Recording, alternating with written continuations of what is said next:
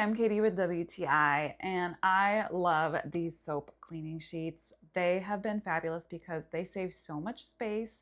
If I can use less plastic, I am here for it. So not only that, but I love this Uncle Todd's floor cleaner because it's just really simple to use and it works really well. What more could you ask for?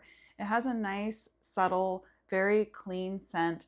It's a fresh smell, but it is not floral. It dissolves really, really well in warm or hot water. I would say within seconds.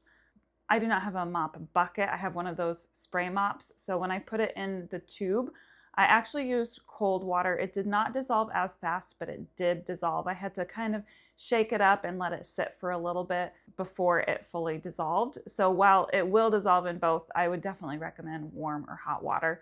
I'm really pleased with how well it cleans the floors and also how many different floor types I can use on this.